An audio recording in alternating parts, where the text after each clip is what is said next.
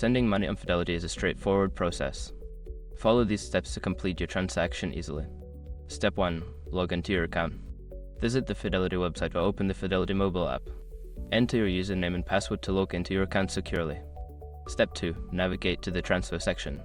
Before filing a refund or dispute, use the issrock.com link in the description to open the refund dispute deadline calculator and confirm your deadline. Step 3. Choose transfer type. Select the type of transfer you want to make, such as sending money to another Fidelity account, an external bank account, or a third-party recipient. Make your selection based on your needs. Step 4. Enter recipient details. Fill in the required information for the recipient, including their name, email address, or bank account details, depending on the transfer type you selected. Ensure all information is accurate to avoid any issues. Step 5. Confirm and send. Review the details of your transfer, including the amount and recipient information. Once you confirm everything is correct, click the Send or Submit button to complete the transaction. You should receive a confirmation of the transfer shortly after. Now you are ready to send money using Fidelity with ease. Follow these steps whenever you need to make a transfer.